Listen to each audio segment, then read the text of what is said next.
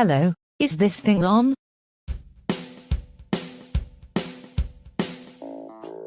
Ten, 9, 8, 7, 6, 5, 4, 3, 2, 1.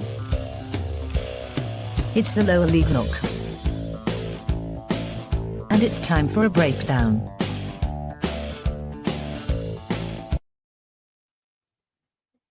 What happened? That was very abrupt. It was very abrupt. We need to fix that, if I'm honest with you. We do need to make it a little bit better. We need to update it. It does need updating. Needs more Stockport County. Everyone needs more Stockport County. I don't understand why there is so much reticence amongst the newer One League Doncaster One fan. fans Just one Doncaster fan. to embrace. Who won't watch anyway? Who won't be watching regardless? No, because cunningly, just to throw him off the scent further, this is lower league look, not League One look. Yeah, which is gonna it'll be. I mean, he won't even know. Let's be honest. Danny, if you're watching, I don't think you are. Doncaster. There we go. We're done. We've done our. I mean, they didn't even score a proper goal, so that's a good point. Yeah, they didn't. I mean, welcome to League One. I'm quite enjoying it. It's easy, this. I know. Do you know what? Like, it made me laugh when you look at the same thing happened last season. The relegated teams didn't have a great opener. The promoted teams fared better, and everyone loses their head. Everyone does. We had a very good Saturday. You had a very good Sunday. Well, apart from it being a Sunday, although I did come round to it. So it was a 12 o'clock kickoff. I thought it was 12:30 until the day before. The club did breakfast in the courtyard, which was nice. I was too late for that. It was absolutely pissing down on Sunday. It was horrible. So I'd been at Swindon on Saturday, and it was beautiful. Like, weather was great, really lovely. And then Sunday was horrific. And Bolton were actually really good. That sounds really condescending. I don't mean it to be, but they're the best Bolton team that I've seen in a good few years. But they don't play them pretty much every year since National League. Yeah, well, no, because we played them in the FA Cup 2 seasons ago, and then last season.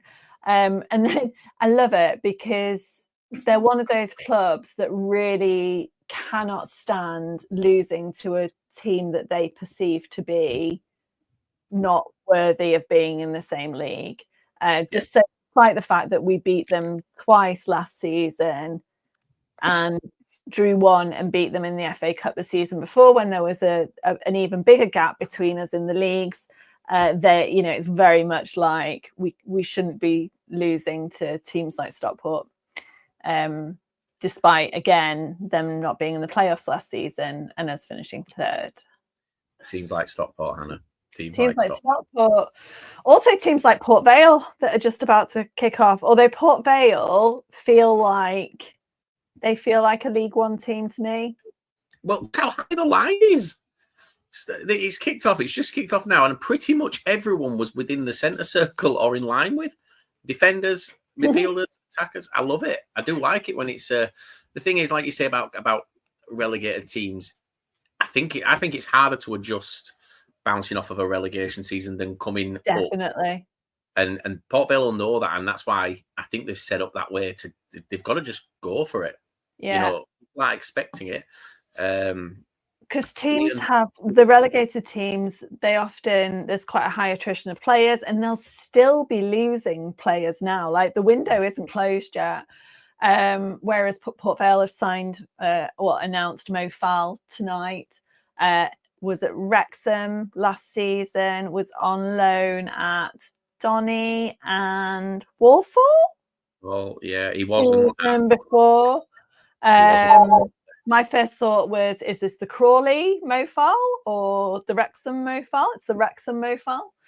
So that's nice. That's nice for them. And I didn't even look to see whether he was starting tonight.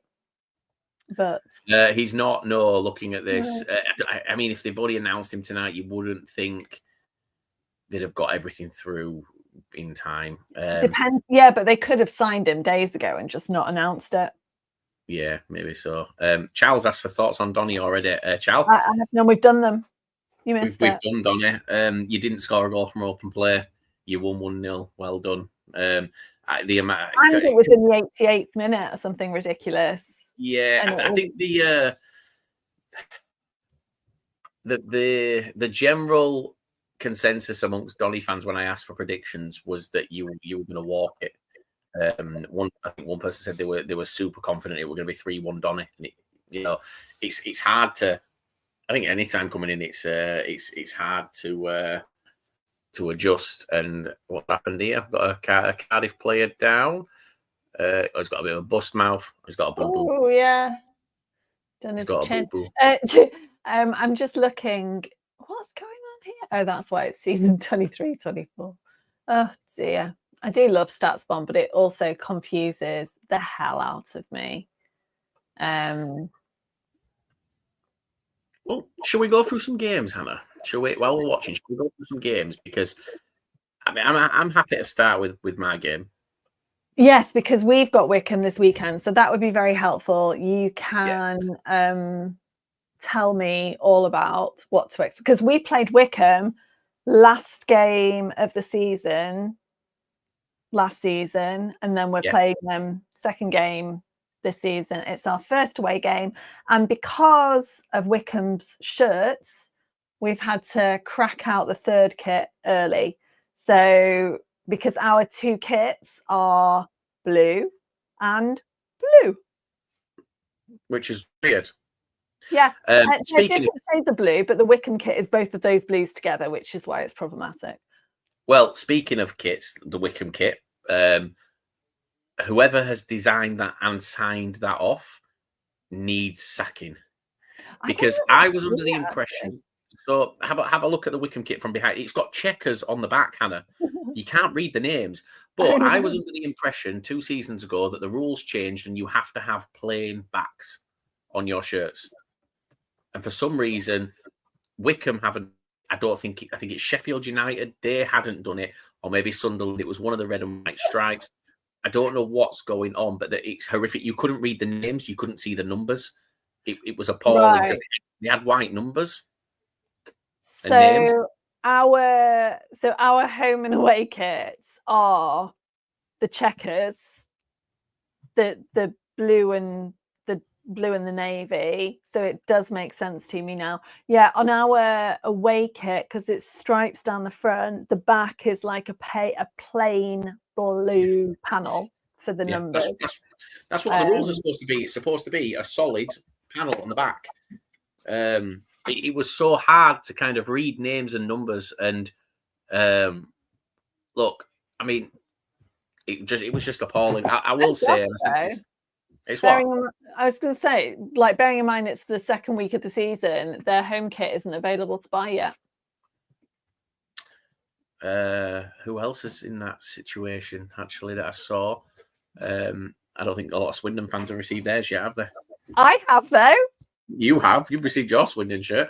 And then obviously more. My Swindon shirt, technically, before it had even been released, which was hilarious, unless you were a Swindon fan that had been, following Swindon for years, as opposed to someone who bought a shirt to wear for one game. I think, the beautiful thing about it, Hannah, is that we can be on all the block lists in the world, but they want us to have the shirt. That's true. Early. So Wycombe, Bradford. We, being brutally honest, I said to you, I think on Friday when we did the space, I think I said to Fife as well, if we got anything out of that game, I'd have been absolutely delighted. Within 5 minutes, we're 1-0 up. Sarcevic picking up where he left off at the end of last season. I will say Stephen Humphrey is an absolute machine and I think a lot of teams are going to find out very, very quickly. He's so difficult, so physical. And he played a part in both goals, which is great. It was a rebounded shot for the first one. We were 2-0 up inside 15 minutes, which is, considering Wycombe were where they were last season, we didn't really expect much. I don't know if you saw the video that went around of the Wycombe players when they got the fixtures. Did you see them getting the first fixture? So they were all in training in the gym, and they all got it, and it said Bradford away, and they were all laughing and joking. And one of them turns around and says, "Oh, they've got Pennington and Curtis Till at the back. We'll give them a doing."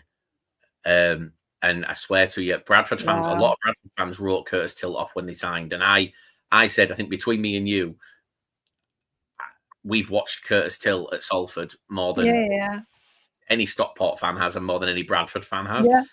And I said to Bradford fans, it's a very good signing. It's a solid signing because he will never give you less than a 7 out of 10. No.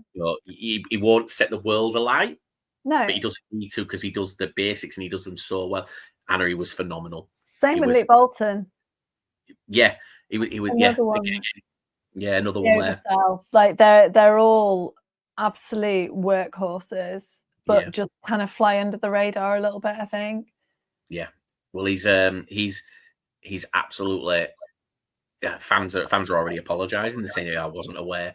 But we had Curtis Till who had a great. Wasn't aware of his what do you call it? Of his game. Yeah, wasn't familiar with your game. Curtis Till had a great game, and do you know what? I can never pronounce his name. The lad we signed from AFC Wimbledon, Neufville. Josh. We'll call him Josh. Josh. We'll call him Joshy boy. Unbelievable. Wycombe could not handle him. He got man of the match. He was absolutely incredible. And I sort of said before we came on, if the team that we played in the first half, the Wycombe team, if that's the team that shows up for the rest of this season, they will go down. They were horrific. They had no end product. They couldn't string passes together. They had one player out on the right wing, number 44. Again, can't pronounce his name. Not going to try. He couldn't do. He could do everything, but he couldn't get that link up play to make it work. The Wycombe that we saw for 20 minutes in the second half. Go on. Onyedinma. Oh, yeah. Okay. You could have said anything there, and I'd have gone, yeah. On the right wing, yeah. Do you know what though? The stats would argue with you. Oh, I hate stats. I mean, I love StatsBomb, but I also hate it. So, 68% possession to Wycombe. Yeah. But pass completion, 81%. Ours was the lowest. Yours was 58%. 157 passes completed for Bradford, 463 completed for Wycombe.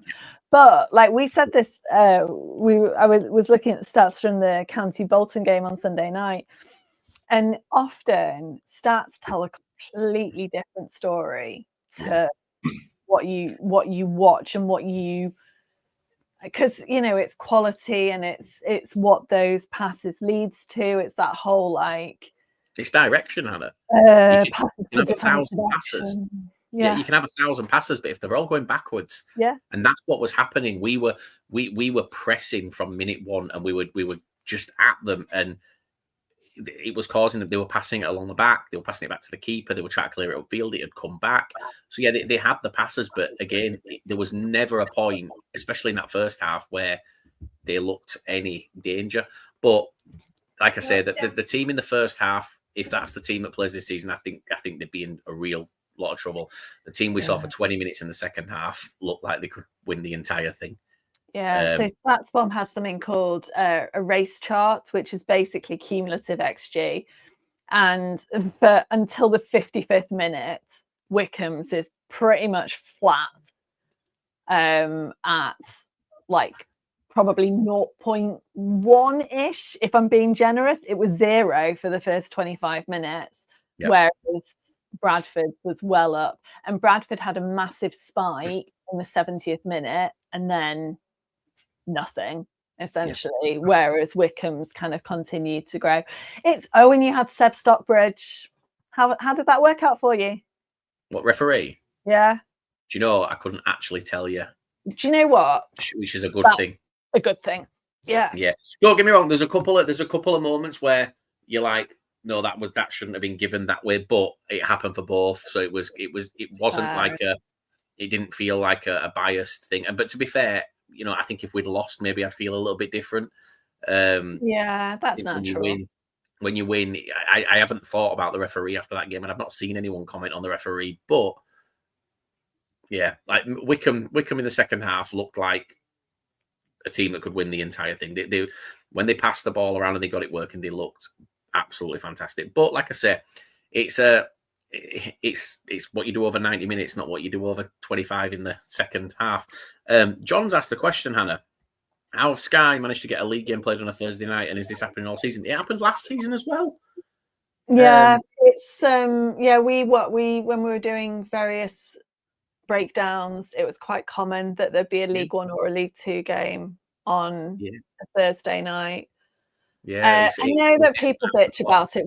We've got so our Saturday away at Peterborough has been moved to a Thursday night, and can't say I'm a massive fan of that. It's a little bit too. I'll go, but it's a bit too far to finish work at 5 and then crack on.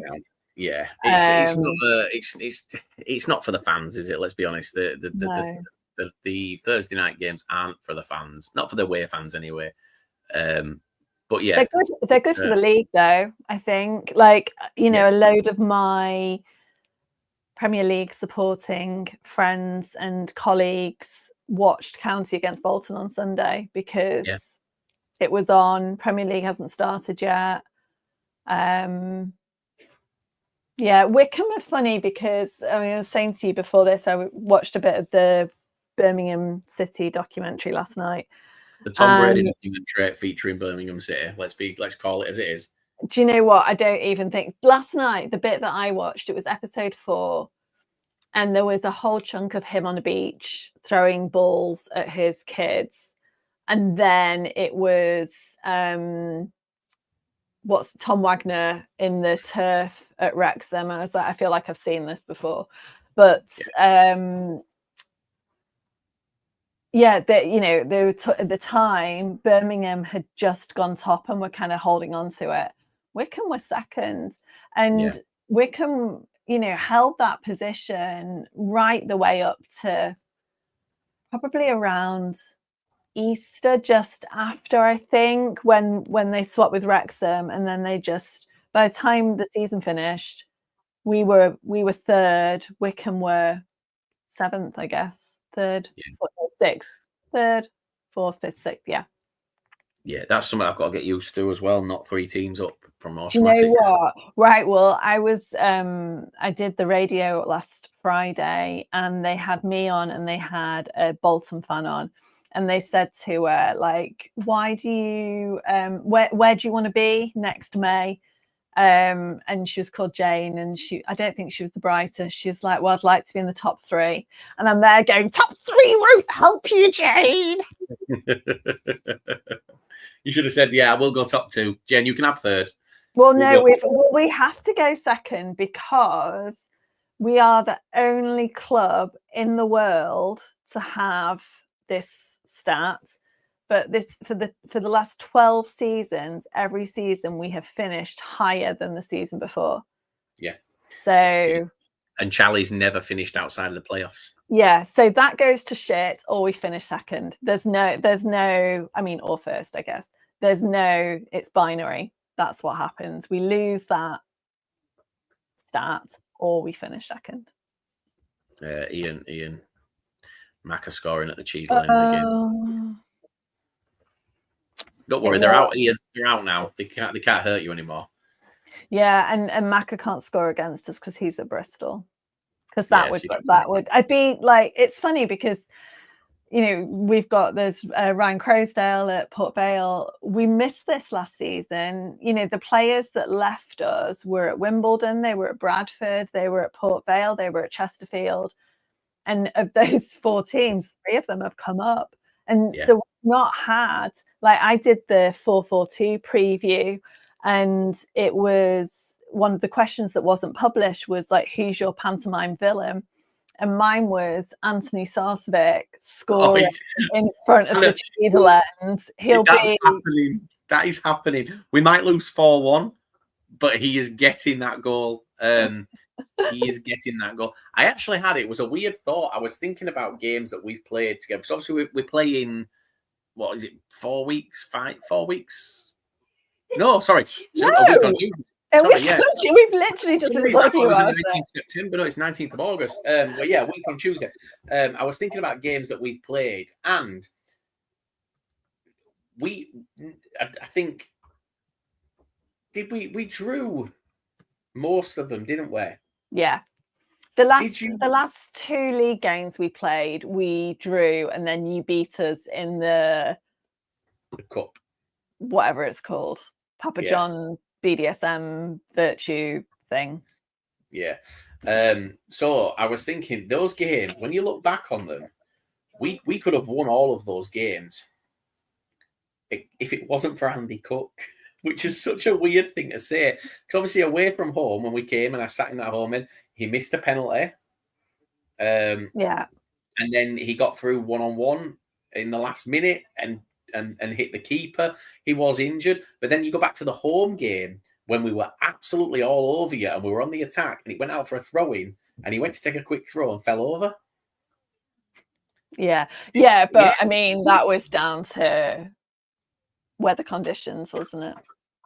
Yeah, but it's weird when you look back and you think one player had such an impact on our last few years in League Two. And then you look and you go, but when you look at one opponent, he had such an impact on that, but it was the opposite. But yeah, I think just to come back to Wycombe and to come back to us as well, we looked comfortable. We looked like we weren't afraid, which was something, you look at Bobby Poynton has never played at a League One level. He signed a new contract. Has he? That's nice. Yes, signed a 2-year deal with a year option. So we'll have him till 28. We'll take that option as long as he continues to grow, which he will. He's got himself a brand new car, a nice Mercedes. I saw him driving it down past my house the other day. He's having the time of his life, is Bobby, and it's like for him, it's his hometown, it's his club. He's followed his entire life. He's living the dream that we all kind of want to live. But yeah, I mean, he looked great on Saturday. He didn't look out of place. He didn't look out of his depth. We saw last season his best performance was against Birmingham in that Virtue Trophy. Birmingham couldn't handle him in that game. And yeah, he got what turned out to be the winner, which is great. Sarcevic with 1, Poynton with the second. And, I will say Wycombe's goal was quality. We switched off completely, but it was straight off the training ground. The free kick routine was brilliant. Little pass to the side, and they just passed it through the defence. Player took it wide and hit it back across goal, and it went into the bottom corner. And Sam Walker couldn't get it. I'm a bit concerned that's probably the only concern I took from it, because I didn't feel like we should have got beaten in that situation. The defence switched off, everyone switched off, but the angle of the goal, I just didn't see why Sam Walker didn't get anything to it. But it is what it is.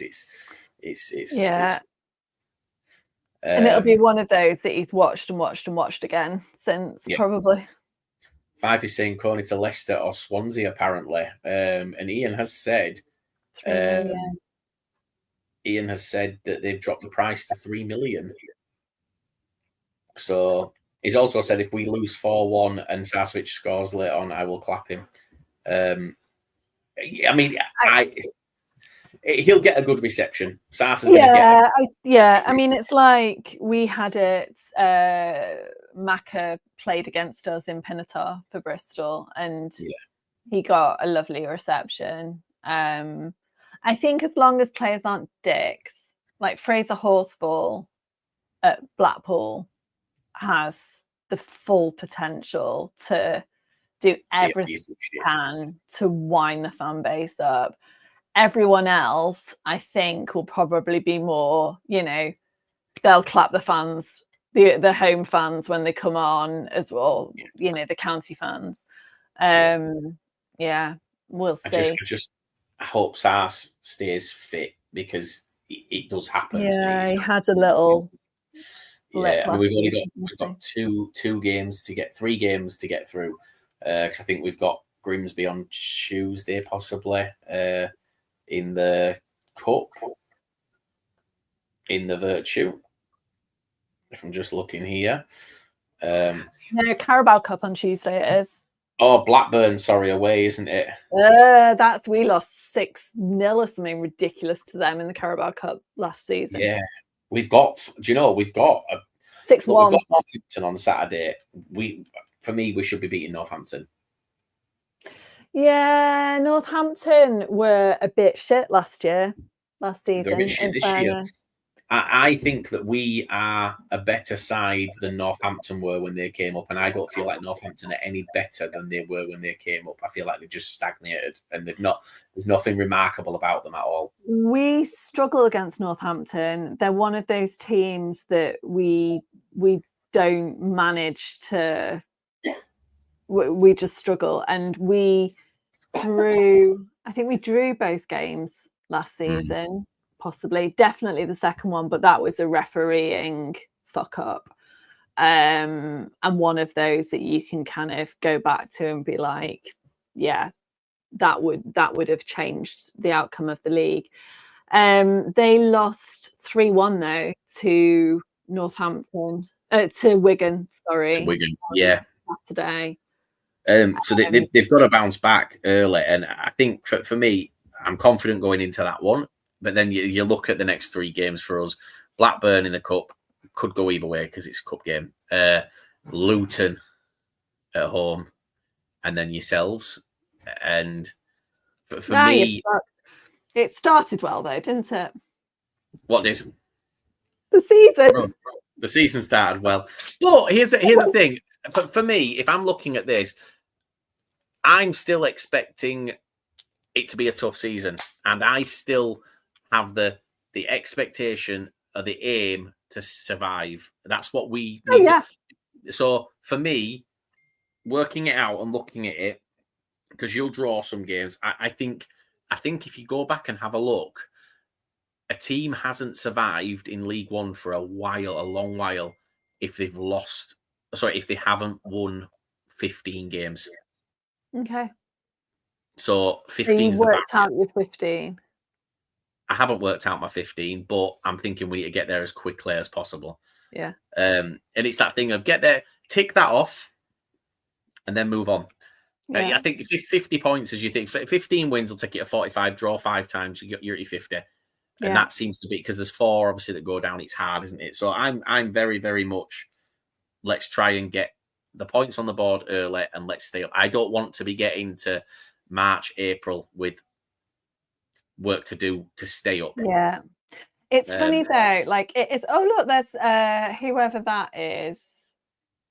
It must be the Cardiff keeper because it's not. Excellent insight by the League One look here, by the way. There is whoever that is.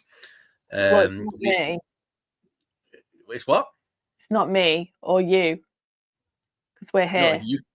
No, you said it. Oh, right.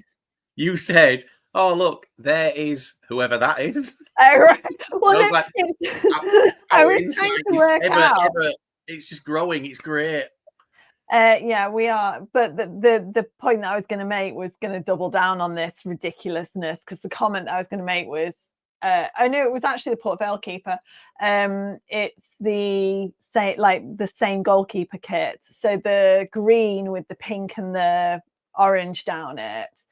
We've got it. Man City have got it. Port Vale have got it. It's a very lovely kit, but very common in the goalkeeping world. Just, I don't know. We're not League Two anymore, Hannah. Oh, Port Vale are in. Oh, keeper's got down to it. Really good move there. Ball came in from the left. Keeper got to it, took a deflection. But I know we don't talk League Two really now. But speaking of goalkeepers, I think it was Grimsby Crawley. Did you hear what happened with the kit? No. So Crawley brought their goalkeeper kit, and as far as I know, it clashed with Grimsby's kit. Or goalkeeper's kit? kit, I think. Okay, because there's been a few instances last season, and I'm sure we talked about this at the time, where two goalkeepers have had the same kit, and we didn't think that was allowed to happen, but apparently it does. Right, Well, it's the fridge. Keep talking. Grimsby had to give Crawley a goalkeeper shirt to play in. So yeah, not great. A little bit kind of, as far as WAGMI leaving Crawley, it was, it kind of a sign of everything. Oh dear. It really, really does kind of just fit in with how they've been the last few years. But yeah, anyway, back to League One. So, well, I was going to say we went on a little journey there, which was just about to pull us back to Wimbledon.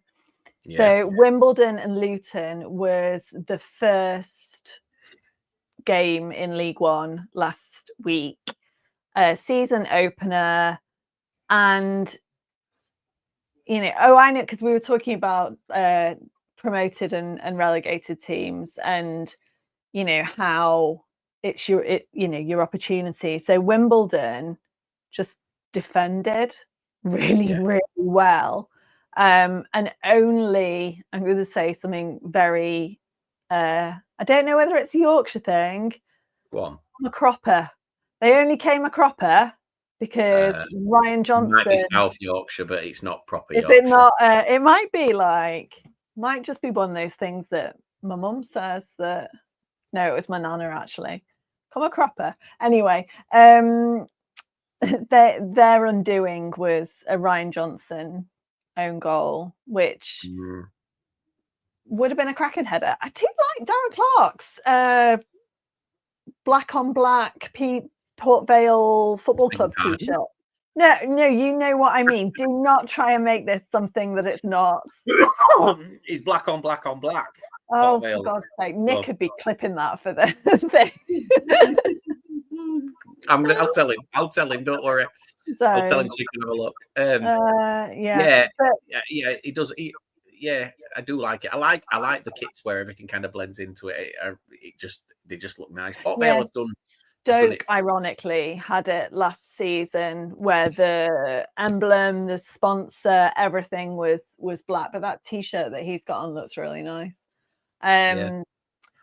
So Wimbledon have got Lincoln. Lincoln beat Reading 2-0. Now Reading are a funny one because to all intents and purposes, given everything that's gone on off the pitch for the last couple of seasons, they have done incredibly well from a footballing point of view to be where they are.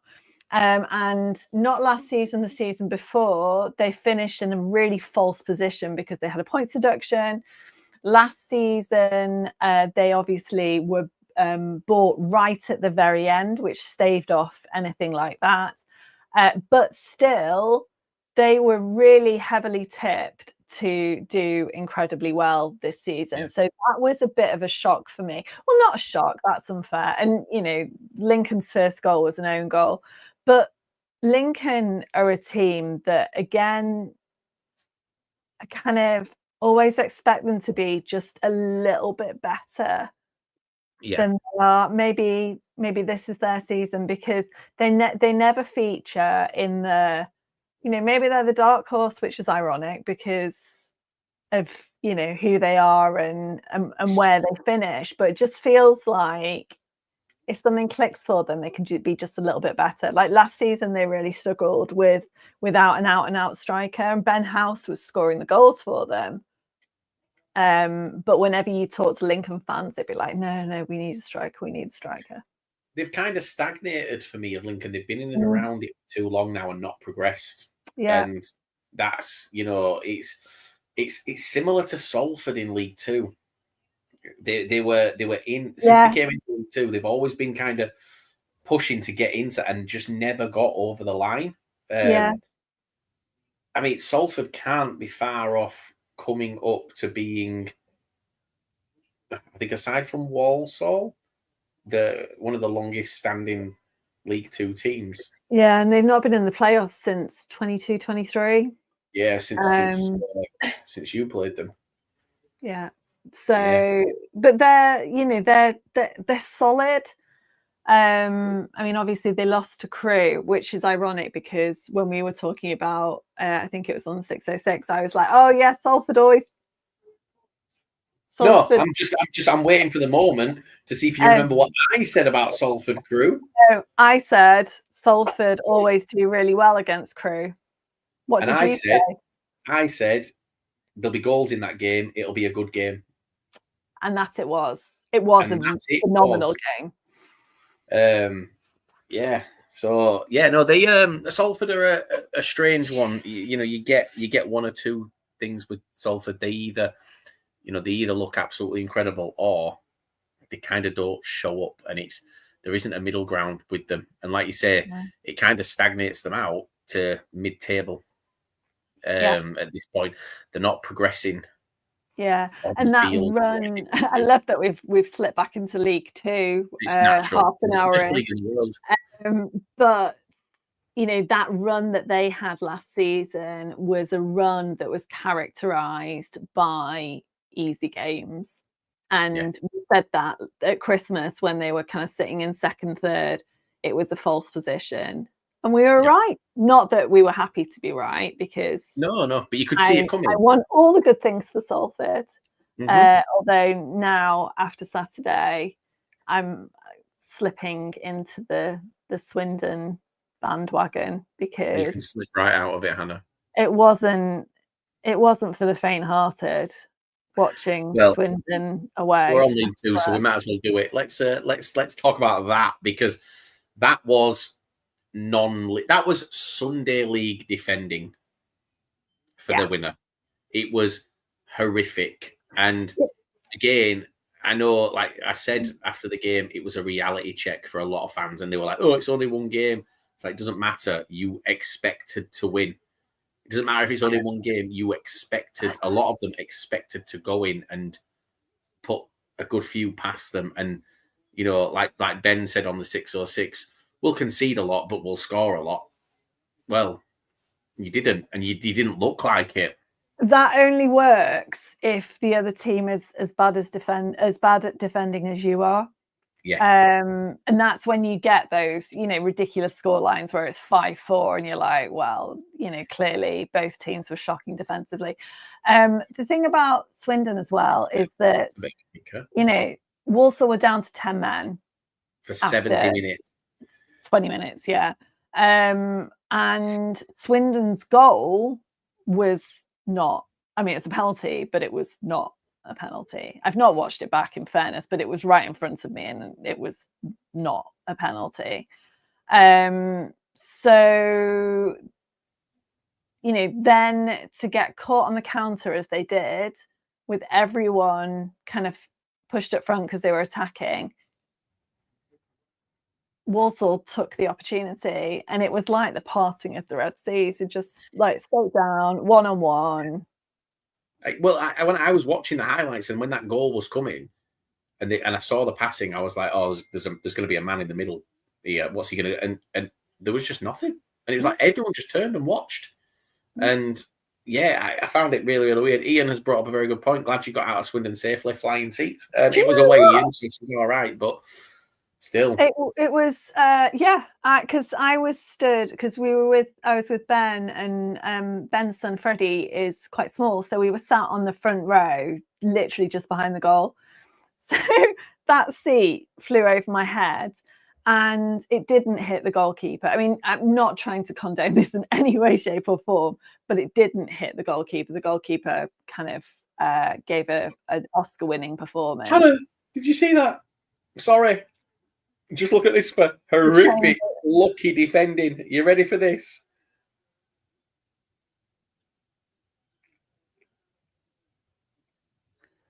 Is that Crowsdale? Yeah. Ooh. Cardiff heading it that against was nearly a Ryan Johnson-esque contribution. Yeah.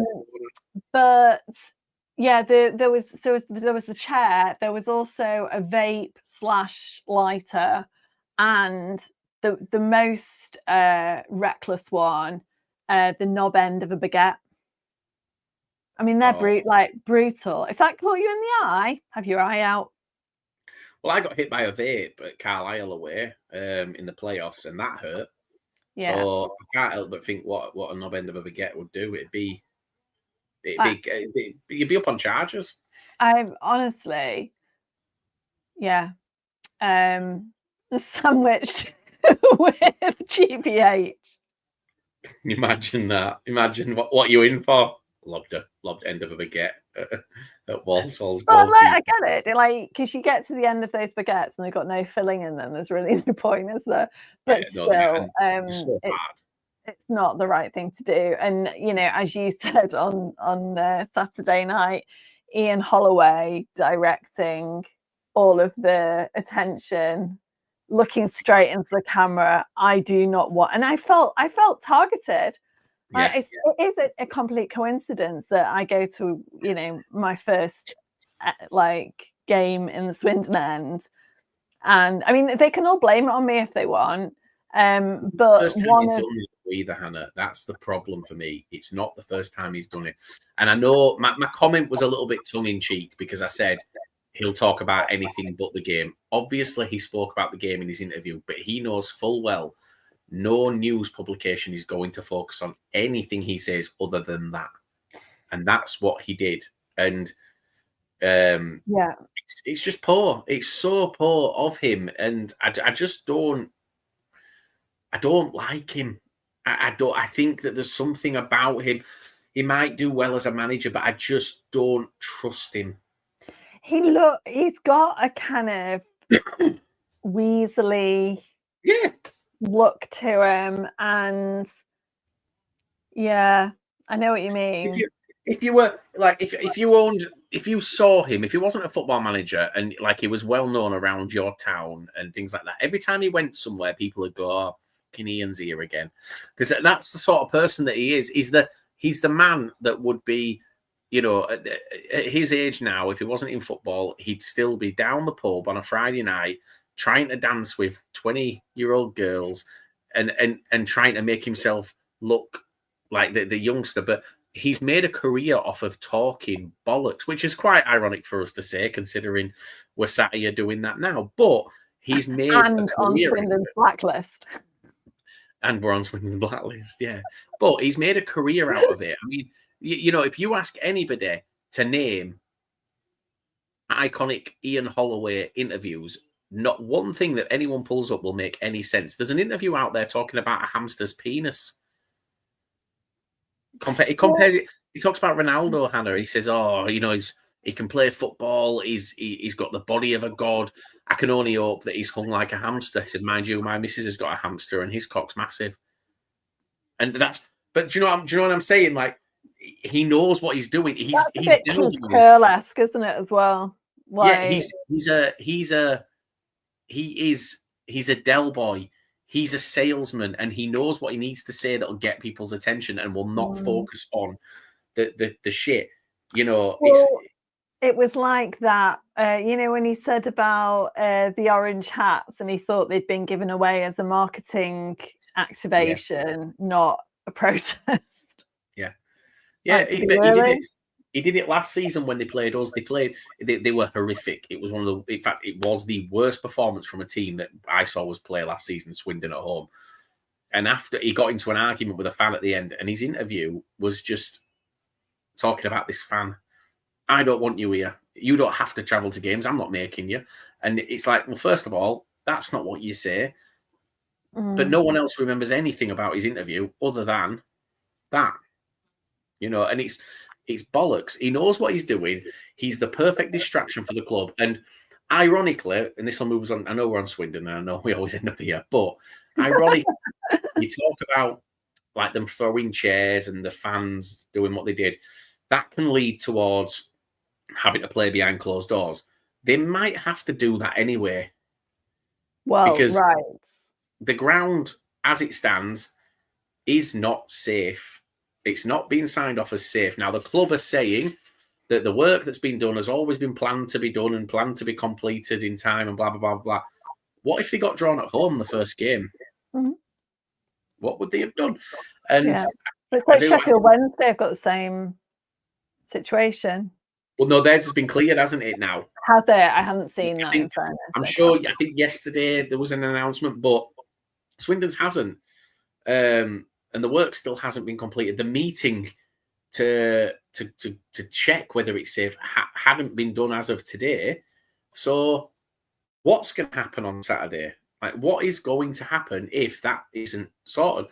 Because you've got Cheltenham fans who bought tickets, Right. they're travelling, and I just don't understand. And you know what? You do know what's going to happen. They'll not be able to play the game in front of fans, and they'll blame the fan disorder at Walsall. Yeah. They'll blame that. They'll blame that. It'll be a case of them pointing fingers elsewhere. But we're at a point. We're seeing what's going on at Sheffield Wednesday. We're seeing what's going on at Morecambe. Swindon are going down that path. I don't think they'll be the next one. I think Hartlepool will go down that path next. But Swindon are going down that path, and they'll be there a lot sooner than people think. If they don't look, peaceful protests, I'm all about peaceful protests and marches outside the grounds and things like that. But there comes a point where you're just being ignored, and they are being ignored. The owners don't care about those protests. So then you have to up your game. Do it legally, but you need to do something, because it's not going to get any better. And don't let the smoke and mirrors on the pitch of Ian Holloway make you think that everything's all right, because it's not. Yeah. Back to League One, and Well, Ian, sorry, before you do, Ian's just asked if there is any news on Morecambe. No, not as of yet. Not that I think can be said with like conviction. Jacob says there's a meeting tomorrow. Apparently, hopefully they can have a game with fans inside. How any Swindon fan can think that that's all right though is beyond me. The day before the game, we're having a meeting to see if fans are allowed to attend. How is that allowed? Just for context as well, because we went straight into it without explaining what had happened. Swindon are missing 2 or 3 safety certificates, essentially. And that doesn't include the entire stand that's condemned. No. And can't be used. Which I don't understand. I know that we're talking Swindon, but this whole ground redevelopment they're trying to do, and they're wanting to take seats out in the main stand and put boxes in this, that, and the other. Why don't they just build on the Stratton Bank, the one that can't be used? Why don't they get rid of it and build a block? It's expensive though, isn't it? Like Mansfield have got that fourth side, although I understand now that they have actually started. But they had the money for that. I mean, for a year really, because it was the DKD money. Yeah. And as far as I know, it's getting there, but it's not cheap. No, it's not. But Clem's claiming he had the money in place to do the developments. Why aren't they just? For me, and it's not football, but Bradford Bulls, the rugby team, they have Odsal Stadium, and behind the far end, behind the sticks, they built it's probably 5 stories, and it's boxes, and it's got all executive barring, and it's just a big, massive flat face. Well, it's nice. It actually curves around with all boxes that come out, and that's. Why do they do that? They've got a stand. They're relocating people out of their seats in the main stand when they've got a stand they're not actually allowed to use, and they're clearly not going to put the money in to get it back up and running. No. Build something there. Build something that's never been done in the EFL. I've got some exciting, it's Stockport County related news, but it affects all of you. Go on. So, the railway end, which is the uncovered end at County, it's a joy. An absolute joy, unless it's raining, and it often is because it's Stockport. There were two things happening here. So we had a planning application in to redevelop the railway end completely. It was going to be mirrored at the Cheadle end. It was going to be all singing, all dancing. And then when we got to the championship, we were going to do the what is the family stand at the moment. There's all sorts of issues with rats and knotweed and the like local environmentalists very upset. So there's now at the moment another order in, which I think goes before the council in the next week. And if it is approved, which they expect it to be, the railway end will have a roof by the end of August.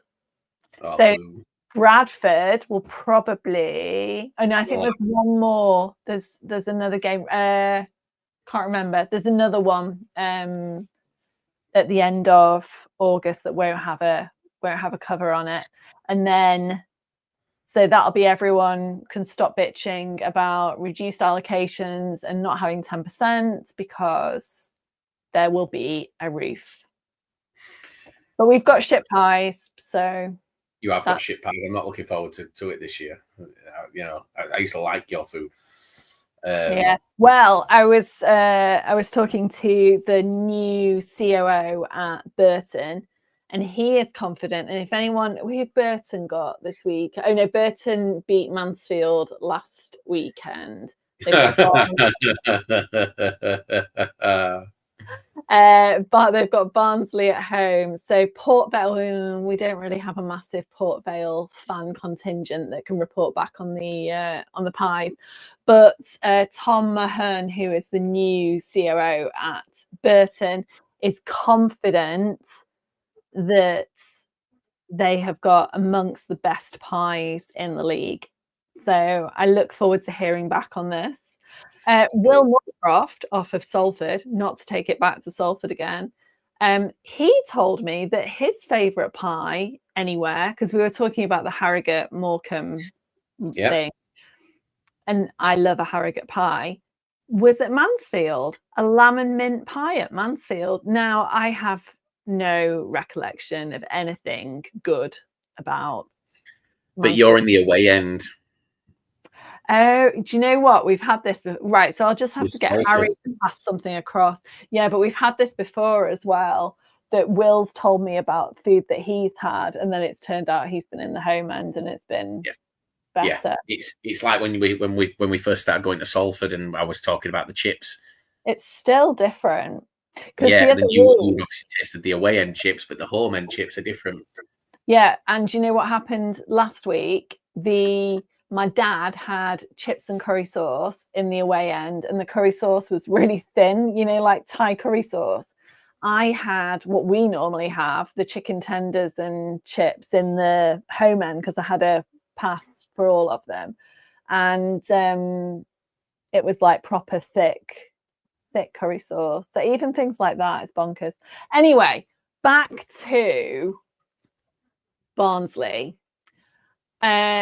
So another of the the relegated teams, Plymouth, losing on the opening day to Barnsley. Mm-hmm. Davis Keeler done 86 minutes. Still, I mean, he's been linked with other moves as well. Yeah. Barnsley would have to get a decent amount for him, I think. But let's talk about Sarpong Wiredu, who scored an own goal on his debut. Big Brendan. Yes. Love him. So 14th minute. So they were second goal at 30. So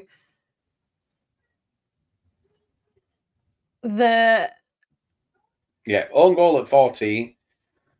Second 2-0 down after 30, and then he was booked in the 49th minute. Yeah. And they ended up losing to 3-1 in the 86th minute. But I know where you're going with this. It feels like I cannot believe, like, so, you know, we had Salford York in the pre-season. I cannot believe that in this day and age we have these conversations, and to have two conversations of this level at this stage of the season is absolutely appalling. Like, you know, obviously Plymouth came out quite quickly and, you know, condemned everything that had gone on and everything that had been said, but I don't like at least no, not even at least. The York one was opposition fans. The Plymouth ones, it was their own fans, from what I can understand. Yeah. I Yeah, it was. I And can't. he had to remove his social media accounts. I spoke to him on Monday. I think it'll be Monday. I'm just looking back through now, but I think he's deactivated his account again, which you can't blame him for doing so. No, not at all. I don't know. He might not have done. It might actually be a bit further back. No. He has his. It looks like his account's not there currently. Oh no, it is there.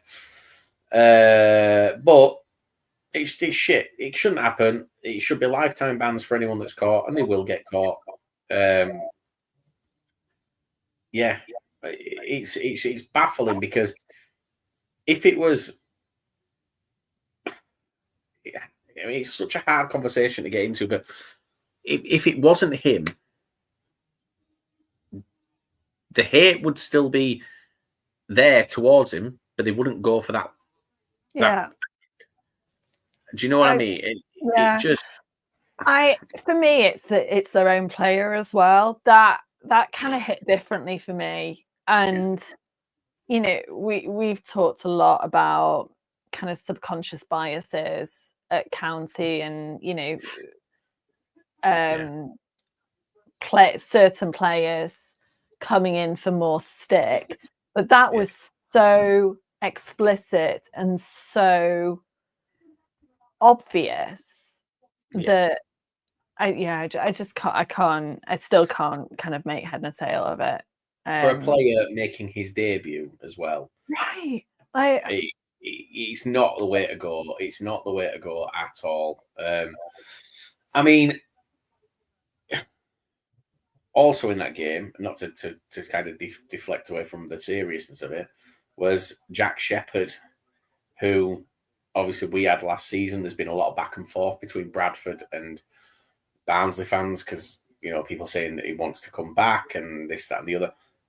Got a red card on his opener of the season, and apparently he walked the full length of the pitch, adjusting his socks. He went from box to box, clapping the fans before he left the field.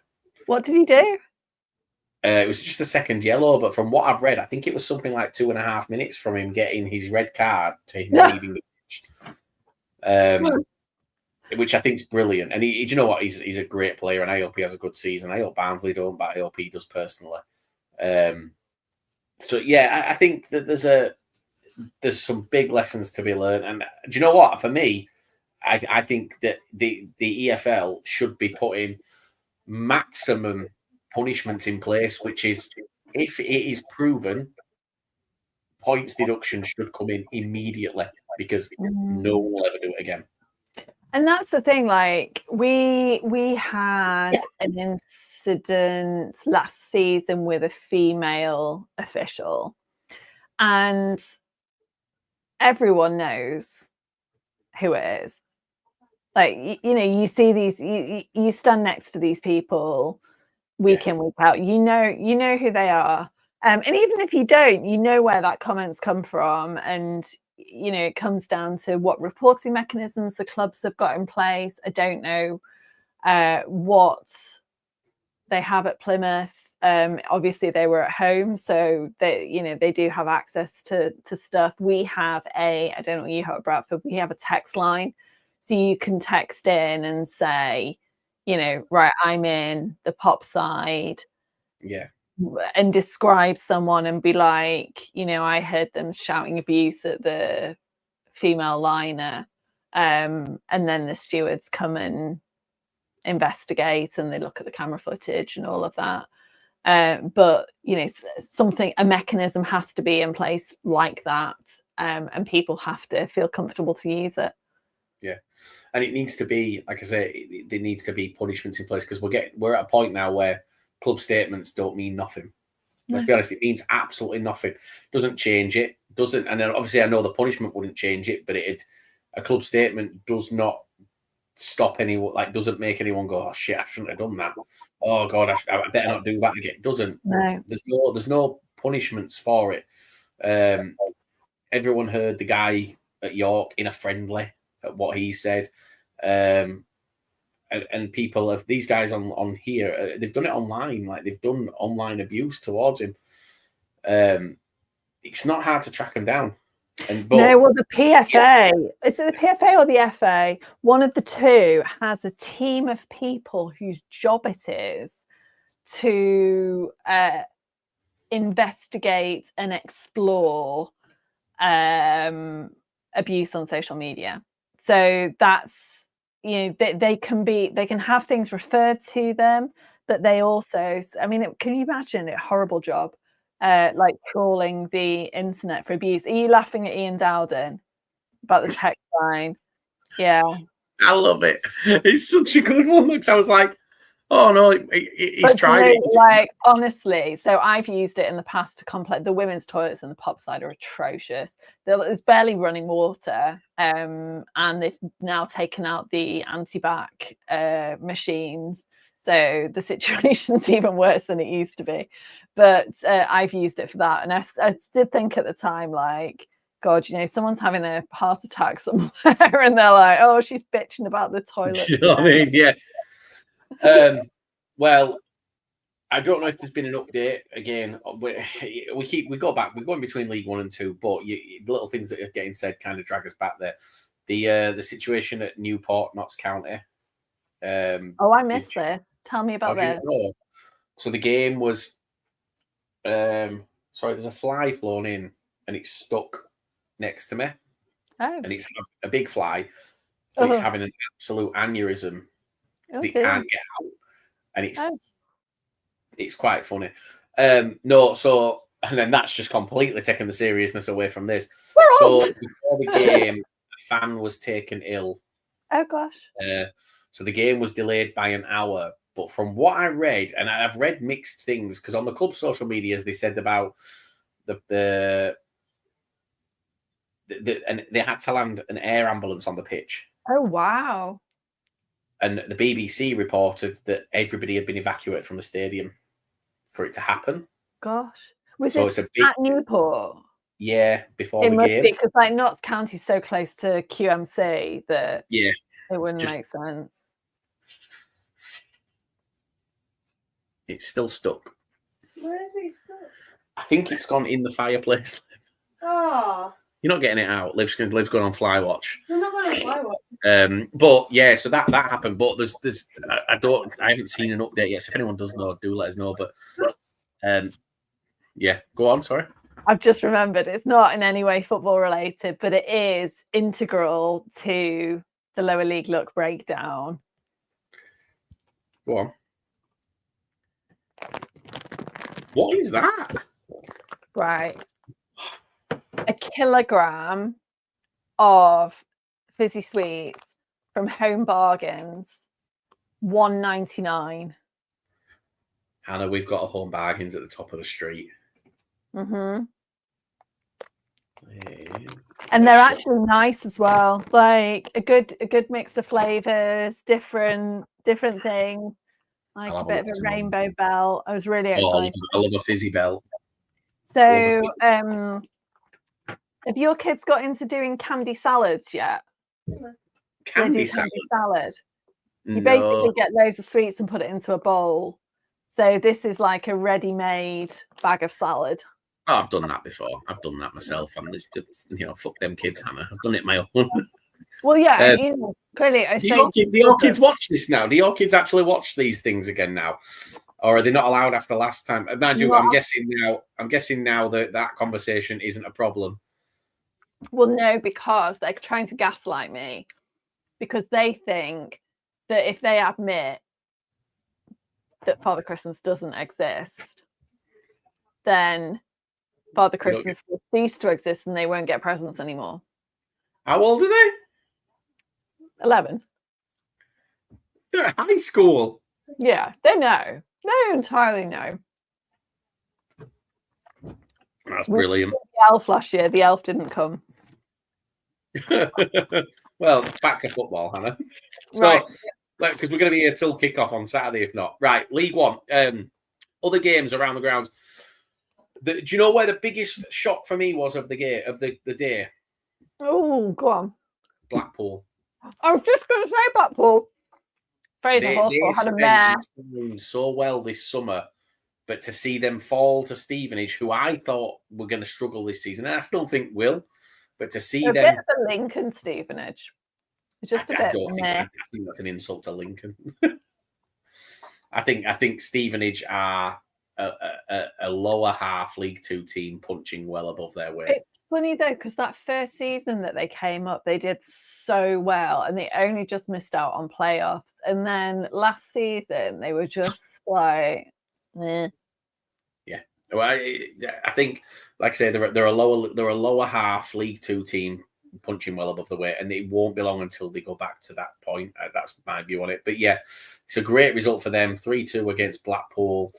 They were 1-0 down after 6 minutes. Yeah, equalised after 17, took it into halftime, took the lead from Dan Kemp on the 50th minute.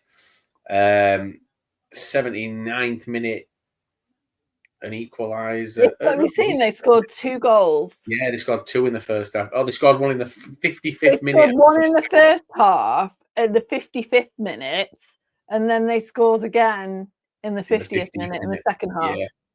Yeah. which Cracking result for them. Really, really, really, really, really good result. The other games, Blackpool have thrown a lot of money at. so have Huddersfield, but Huddersfield got the result. And Huddersfield are the ones that actually I'm a little bit disappointed about, because they really have thrown money at it. Like Alfie May, I think could still have done a job at Birmingham. But they, it's that, like, when there's been signings, it's always been Huddersfield that have been, or the Huddersfield fans that are like, oh no, that he's coming to us. We're having Nathan Lowe. We're, this and this, or Luton. And I was slightly / very disappointed that they went 3-0 up over Orient, but one very early goal, one penalty just after half time, and then one very late goal. So I've not, all honesty, not watched the highlights, but it was 1-0 at half time. Leyton Orient are the club in the league that have, did I send it to you, that infographic that showed the percentage change of players from last season? So what it did was it took every, the minutes, cumulative minutes played by the club last year, and then looked at the percent, what percentage of the players remained. And Leyton Orient are the team in League One that have changed the most, and that's because they had, Dylan Markanday, they had Charlie Kalman, they had, what was it? I always forget the other one. Dan Ajayi. Yeah, there was another lad as well. Anyway, but they were heavily reliant on loan players.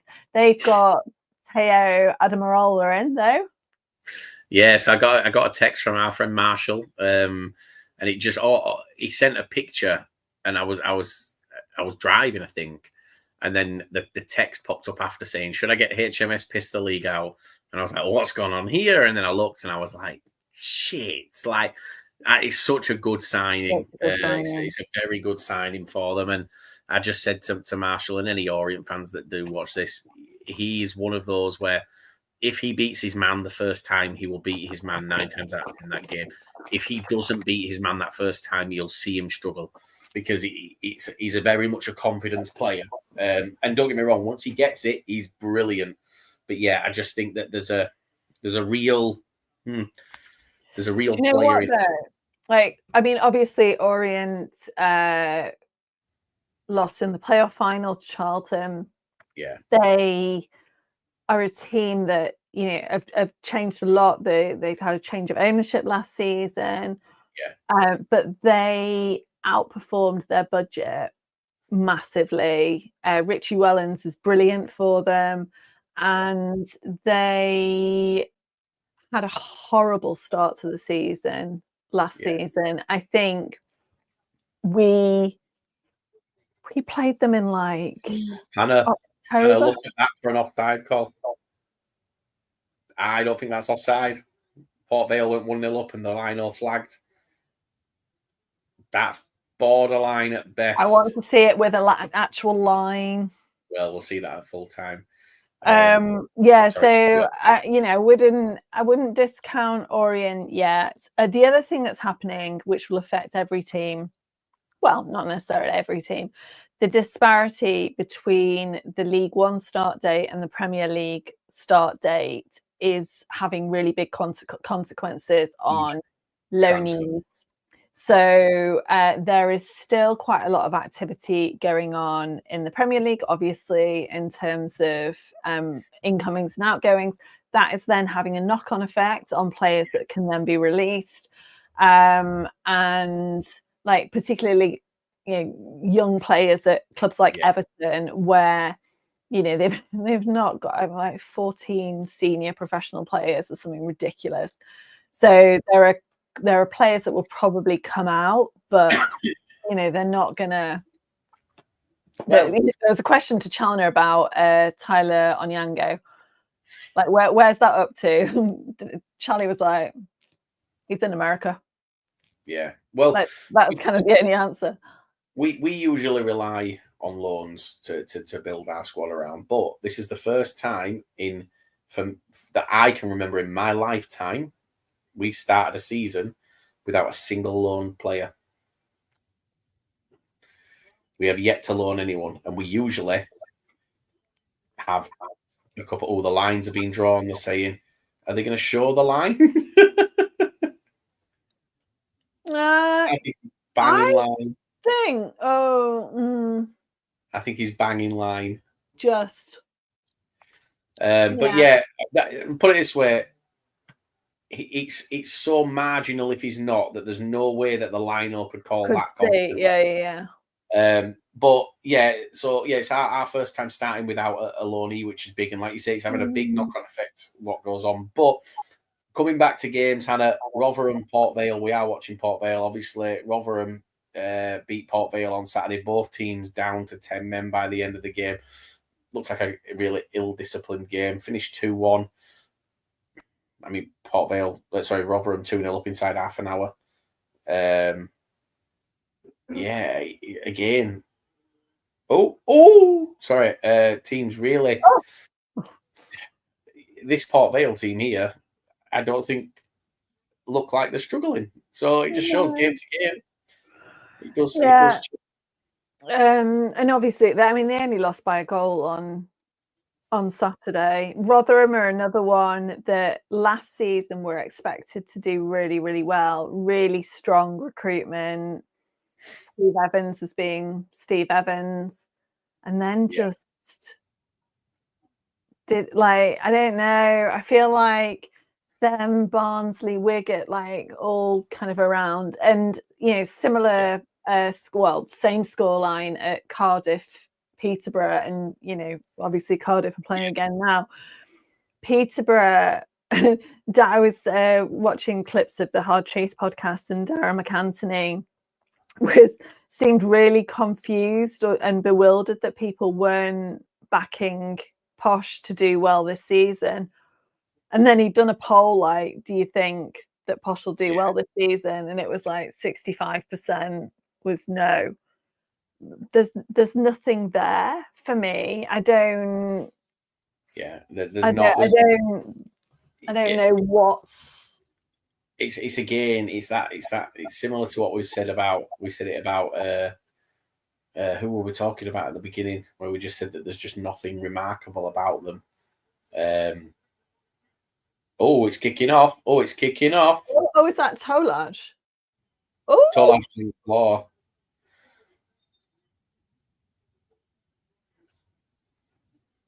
Oh, it's kicking off. I mean, it does look like it was pretty bad tackle on Tolaj, but I mean, is Tolaj all right though? I mean, both the linesmen are like. Then is anyone checking he's all right? yeah, I think he's fine. I think it's just it's not a great tackle, but Cards out.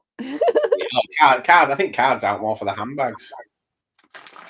Yeah, Oh, so now he's checking it. terribly Right. injured. Terribly injured. We'll see from this replay. I Let's like have a look. Laurent Tolaj. Like when he was at Aldershot. Yeah. Just trying to, I want to see the replay. No of way. this.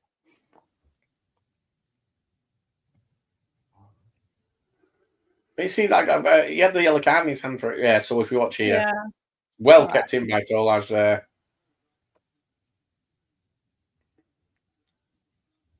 Oh no, that's a red. He's gone straight over top at ball. That's a red card. Ooh. That's a red card. He jumped. It's a red. He's caught his foot. He's gone up over the ball. That's a red card.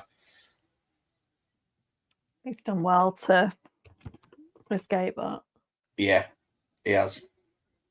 If Tolaj has got proper shin pads on, then he is being unnecessarily dramatic. There's no such thing as But- proper shin pads these days. Hannah. Pardon? There's no such thing as proper shin pads these days. No. You know. Fife is Yeah. saying, I'm scheduled to go to a few League One games this year. We'll report back for you. I don't know when that came. Come Fife, to but- ours, I was talking 5 pies, I think. Pardon? I think he's probably possibly talking about pies. Yeah, completely unnecessary foul. I agree. Port Vale are going to score here in a minute. Oh, Oh, it's not. that'd have been a great call, wouldn't it? Well, Hannah, I think for the first time since we started doing a breakdown, we've spoken about every game and still managed to slag off Swindon. We could talk about games to come. Is there anything particularly exciting coming up? Mansfield, got Donny, that'll be fun. Uh, Other than that, no, not really. I've never known a game scream 0-0 more than Mansfield Doncaster.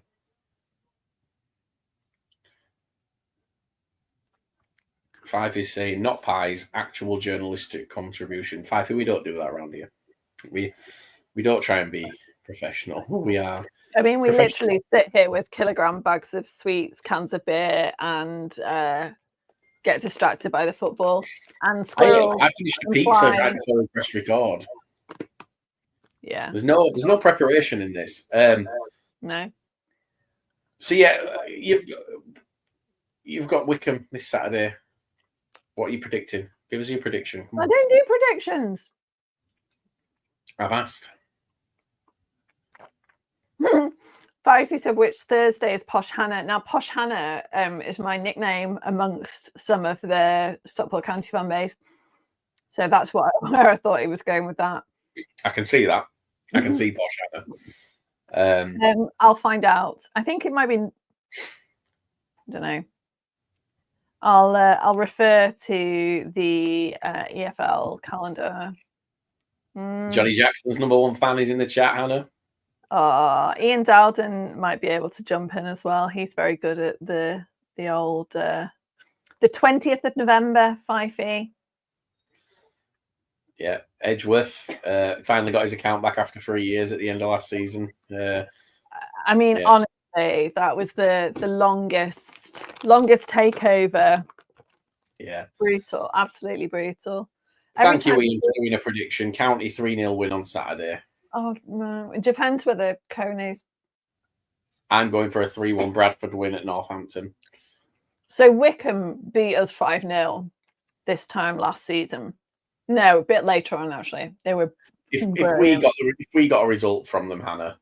Oh yeah, no, I know, but like, and then the Wickham that we played by the end of the season was just completely unrecognizable.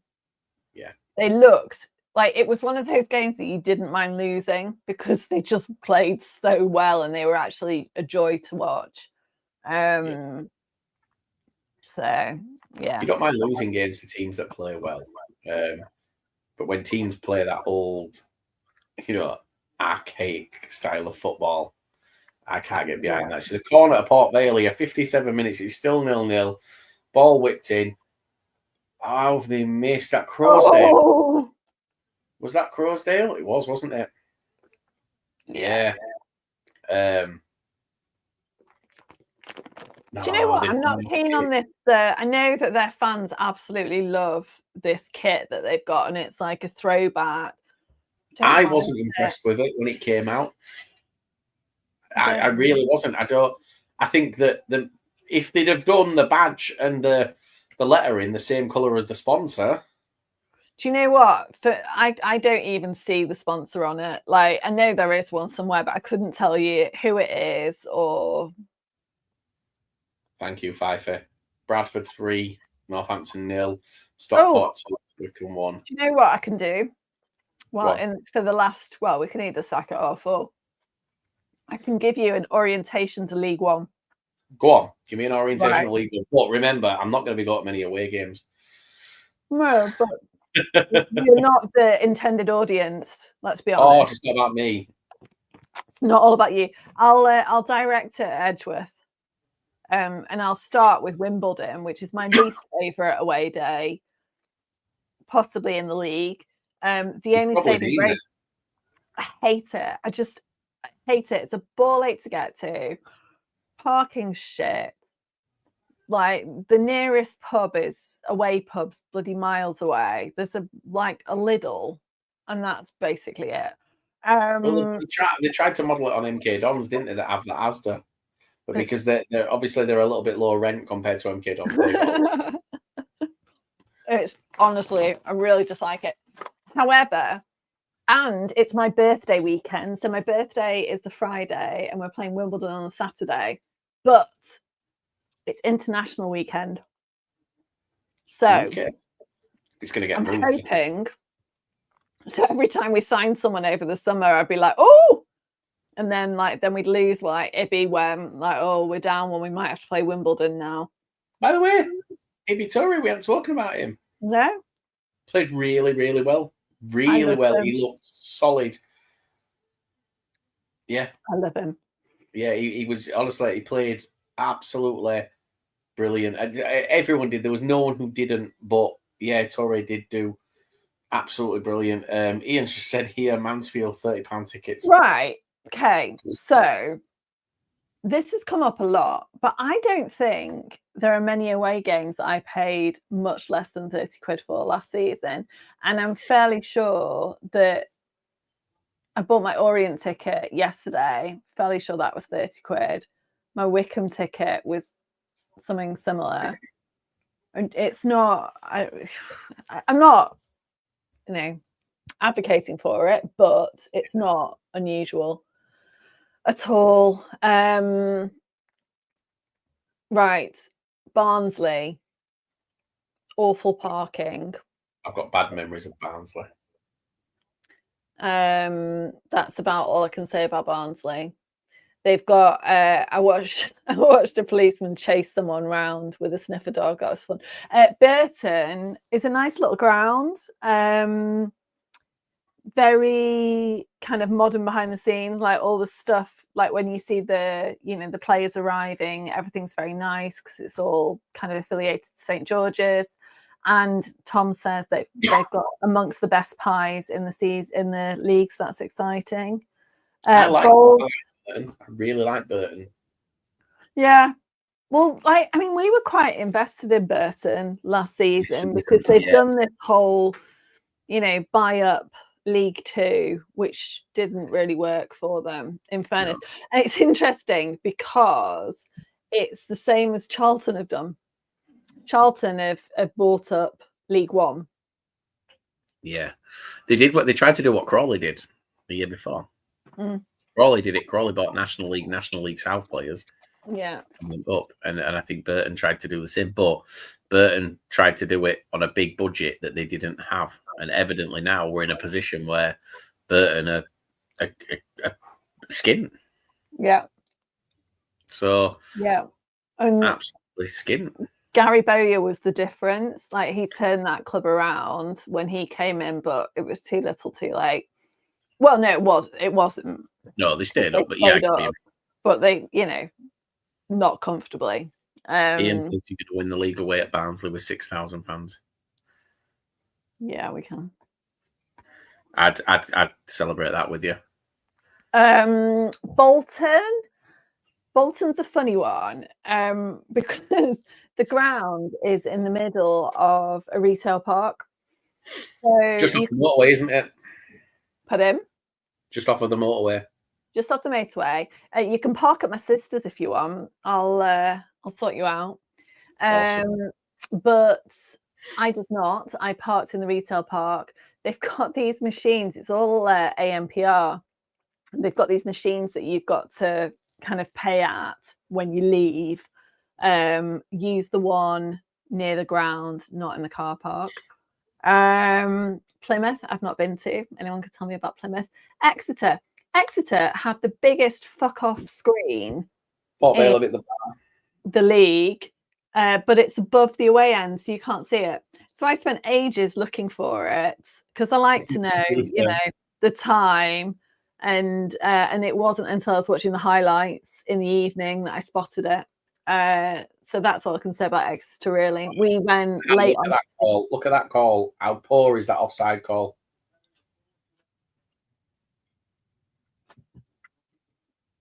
He's I mean, he hit the bar anyway, but he's a country mile onside. This line was a shocker. Sorry, carry on. No, that's all right. About Plymouth. Blackpool, we had this weekend actually, but last year, our first away day. Blackpool in the sun was a thing of. It's good, isn't it? Beauty. We've got like a Tuesday in February or something ridiculous. We've been punished by the gods. It was a problematic fixture in terms of policing, and we were blamed by all other League One teams for the rest of the season that no one else got the full allocation. So I blame you as well. Yeah. Orient is like with all of these or most of these, Just Park is really good for finding parking places. I booked space at Orient for like a tenner, I think. We've got fun at Stockport at the moment. There's no trains. If anyone gets a train, it goes through Stockport. It will not for the month of August. You have to go via Wilmslow or Manchester. Good to put out to Bradford fans. Oh yeah, it's closed like completely because that big roundabout that's by what was the away pub. That's actually a bridge. Right. So is the station shut? Station's completely shut. Completely shut. You can walk through it, but there are no trains. So the closest train station would be, I guess, you could go centre of Manchester and then out, maybe. But yeah, completely shut. So that's something to be aware of. And anyone else who's coming to Edgeley Park in October or even August. Wigan, I didn't know I went to Wigan. Mansfield. Donny, the car parking is £1 more than it tells you on the website, and it was cash only. I don't know if it still is, but that really annoyed me. I think it says on the website it's £5 and it was actually £6, and I got really upset. But really good food at Donny. Yeah, same as Hull. Northampton has the big gravel car park at the top of the hill that you can park in. You And can watch it from the top of the hill, to be fair. Hannah. You can see You 3/4 of it. So I went down to Northampton on a Tuesday night, and I spent the whole time looking at a massive Wagamama's sign. And that's all I could think about. So next time, whenever we play Northampton, I'm going to go to Wagamama's before. Because I don't think I've ever been. really, What is it? Wagamama's, it's kind of like You know what, man? Asian fusion noodles, ramen broths, curries, gyoza. Yeah. Well, speaking of food, Hannah, because I know we love our food conversations. Mm. We've got a Popeyes that's opened up near here now. Unbelievable. I've not had Popeyes since that night that we beat Notts County 5-2 and won the league, and my car, the clutch had gone, and I had to wait until 1:30 to get recovered by the AA. Yeah, I got Popeyes delivered to the car. it's good. That's the last time I had Popeyes. Popeyes is so good. I do like Popeyes. I think there might be one in the centre of Manchester. I feel like there might be one in the Arndale Centre or something. But yeah, there's one within that delivers to my house. ooh, By the way, just on this game here, for me, Port Vale have been the better team. All the clear-cut chances have come from Port Vale, which means it's about to be 1-0 Cardiff. yeah, 100%. It'll be like that, like the Luton Wimbledon game. Yeah, exactly. Yeah. Sorry, carry on your things. I put a thing out Right, to where Bradford. were we up to? about- Wigan, Northampton, Bradford, shit pies. Parking's a bit erratic. You got anything to add? Where? Sorry. Bradford. Sorry, I was making sure the tweet had gone out. Bradford. No, parking's fine if you know what you're parking. Well, Like there's plenty of parking at Bradford. You've just got to know where to go. So you know, there's the Corn Dolly is one of the Bradford pubs. There's parking on all the streets around there. I think away fans may be welcome there. I know there's been away fans in previously, but there is a designated away fan pub, which is the Bradford Arms on Manningham Lane. But again, there's plenty of parking down on Midland Road. The streets directly around the ground, no, but within a 5-10 minute walk of the ground, there's plenty of places. I think I last time parked at a retail park, but you've got to be really careful because I think it's like 2 hours. 2 hours, and so you've got to watch when you leave it, and you have to get back pretty quickly. But it was fine. Yeah, I think we were that were a Friday night as well, wasn't it? The last time we played on the Friday night. It wasn't last time. It wasn't last time we played. Right, just 6. We played them on the Friday night, and I believe it was the night before we went on holiday. I tell you where is good for random American themed food. Colchester have got a bloody Wendy's. Have they? Yeah.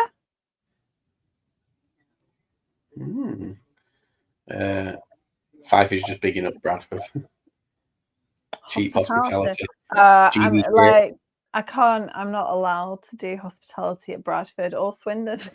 No, you're allowed at Bradford. You can do it at Bradford. It's fine. There's been we have got we've got nice hospitality. As far as food's concerned, there was a big boom a couple of years ago when these pizza twists kind of came out public that we have in the ground. So it's like a pizza twisted rolled up. It's weird. The novelty of them wore off pretty quick, and it became pretty evident very, very early that they are actually shite. You've still got pucker pies. Well, we have the pucker pies. However, and I don't know if this is in the away end, but in the home end, they are doing pulled pork burgers. Oh. I had one on Saturday, and it was absolutely beautiful. and I genuinely didn't expect it to be. So they're doing pulled pork burgers in the home end. What's up? One of my daughters, the one that doesn't support Stockport County. She bought a Bradford shirt. No, she. I think she must be on the TikToks or something, but she sent me a screenshot and it says Stockport County replied to your comments. Stockport County, we've talked about this in the past about how clubs' social media accounts engage with fans. And Yes. Stockport Counties has always been very minimal Yeah. two-way engagement. It's great for sharing stuff, but Yeah. they don't like, they don't reply, they don't, it's very much one way. This has changed completely and it's very unsettling. And Have they I'm got not someone new sure. doing it? Yeah, I'm not sure that's how I feel about it. It does explain a lot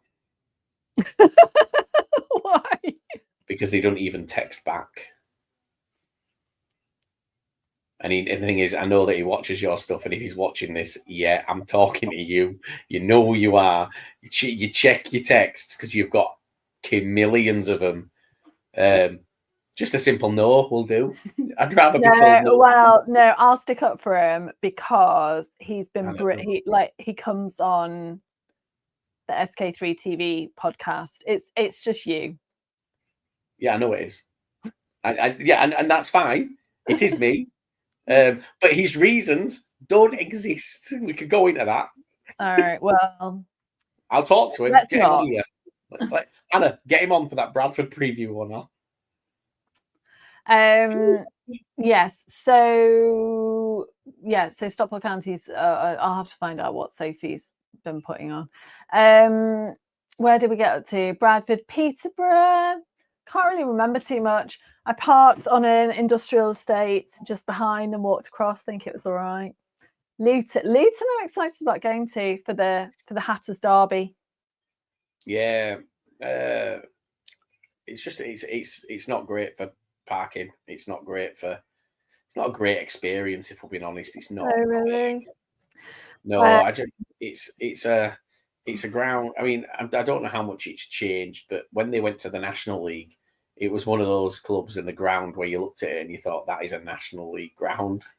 And then they've gone to the Premier League with it, and it's like, has it changed or is it still a Premier League ground?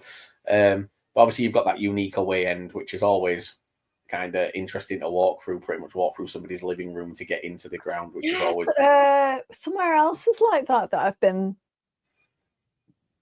recently. Gillingham, you walk down the terrace between the terraced houses and walk through the little Yeah. alley. Yeah. Yeah. Yeah, it was Gillingham actually. Where are we up to? Reading. Stevenage is the one with the good car park across the road. Yeah, you can park on the road right next to the ground as well. Yeah. Wickham, though, as we get to the end. Anna, is that Harry McCurdy?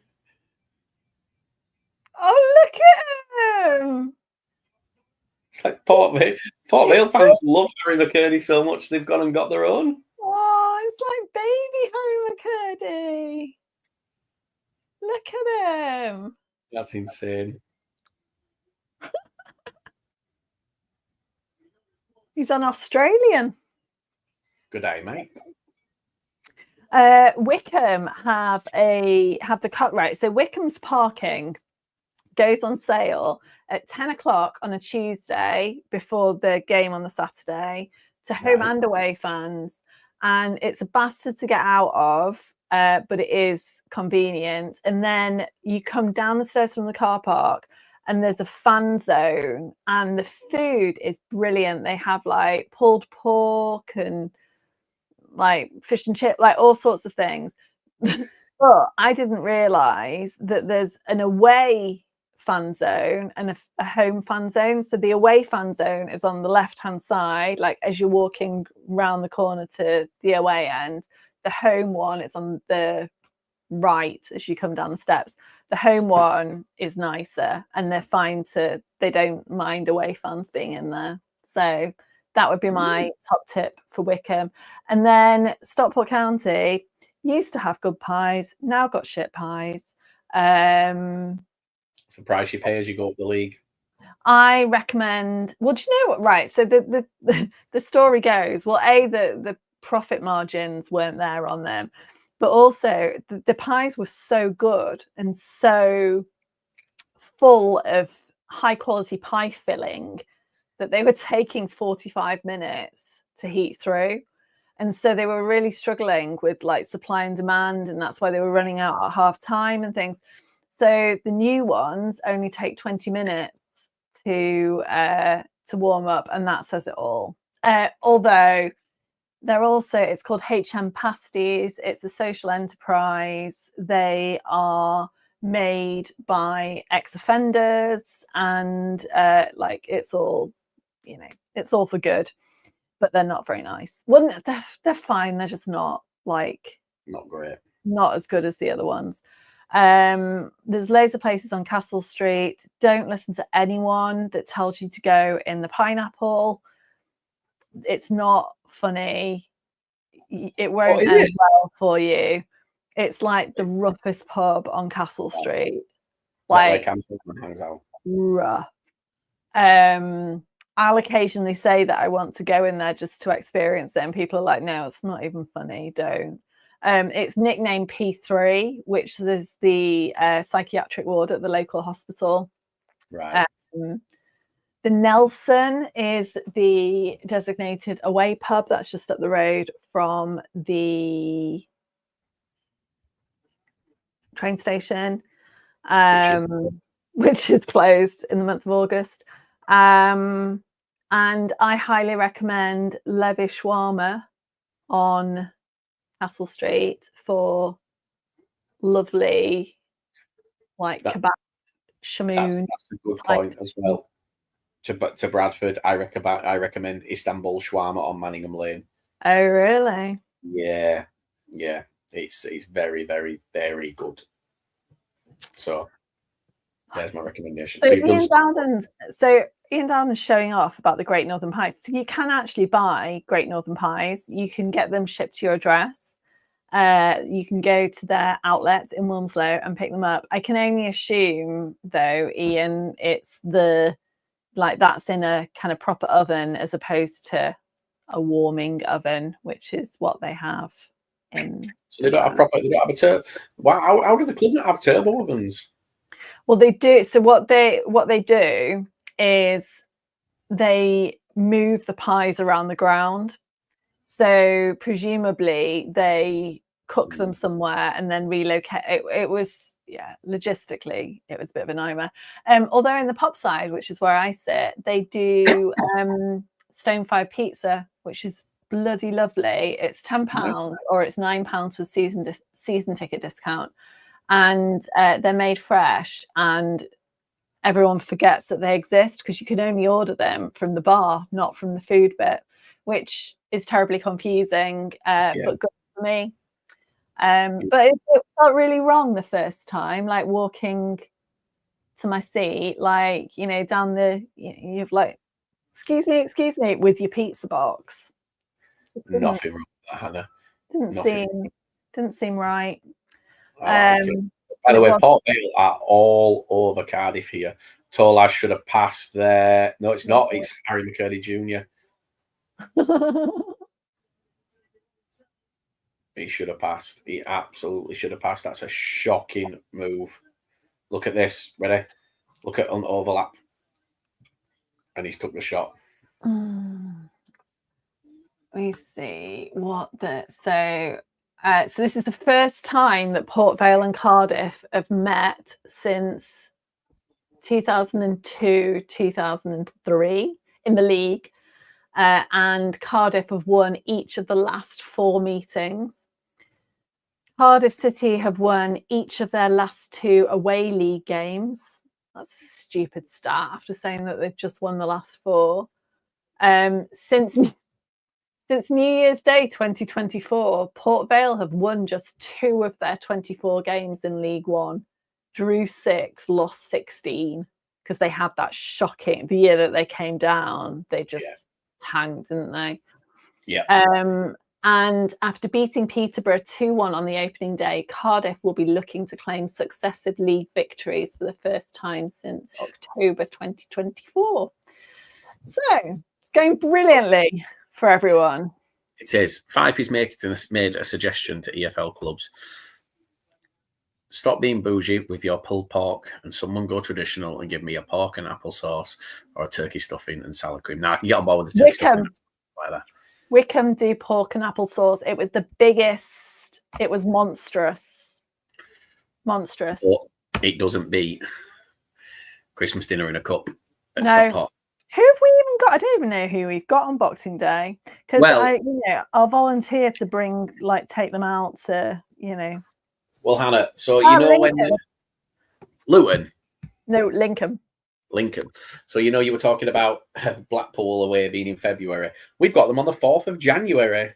Ooh, that's the day. That's Stockport County's annual Lose to Mansfield Day.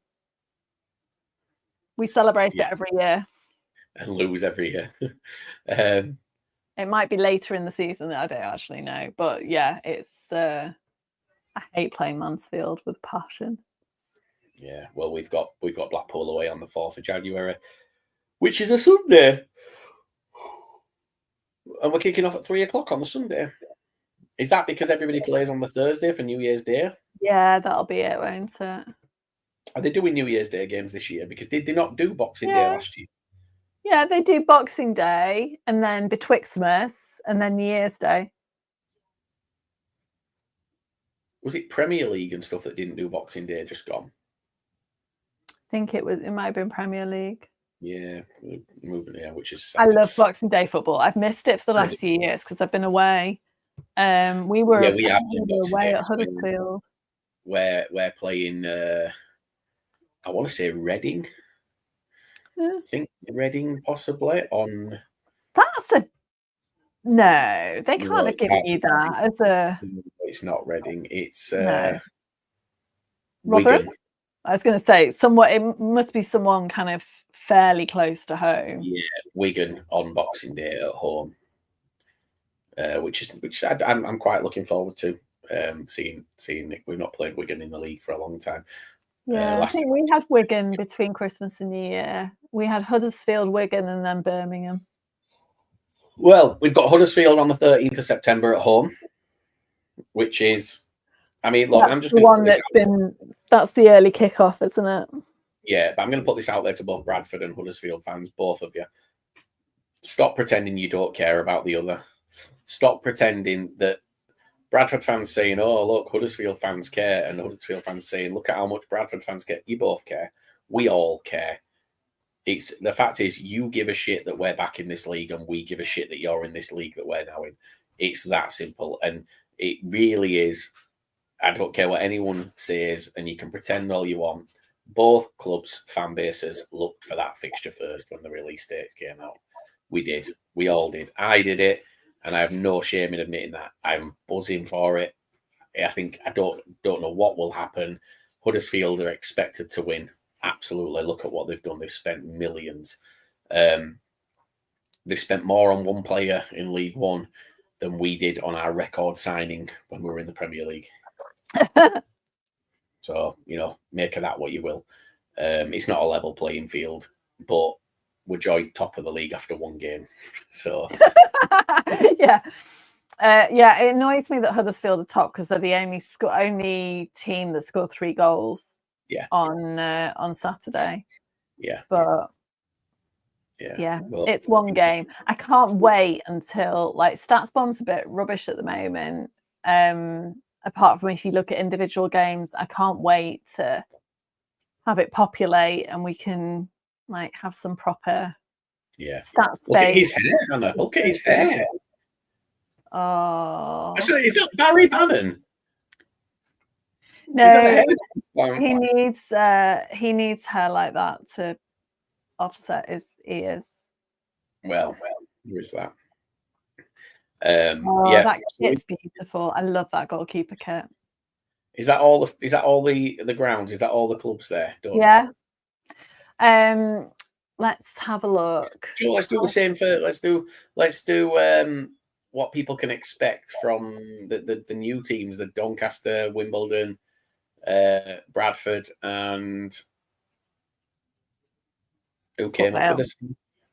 Port Vale. I'm literally looking at the screen as I'm asking the question. I'm looking at it going, who the fuck came up?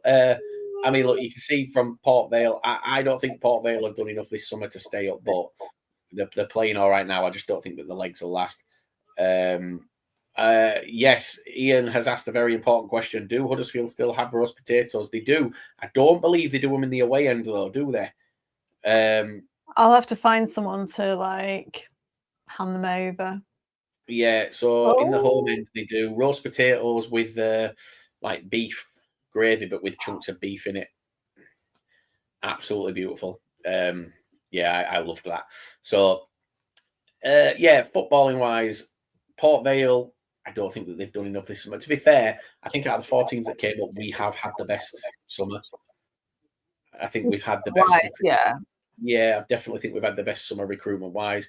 And we've changed as a club completely top to bottom. You look at how we're running now, tying Bobby Poynton down to another new contract. He only signed one last summer. We've tied him down to another. That's not something that we do. We've paid for players. We don't buy players, but we've bought players. We've made some great signings. I think the thing with Doncaster, and I saw the fans celebrating they signed Charlie Crew. They're celebrating bringing in players that they had in League Two. And that's my worry for them. Yeah, but if they know that they're going to do well, and I just think that they need to add some League One quality, especially up front. I think Doncaster's weakest point is up front.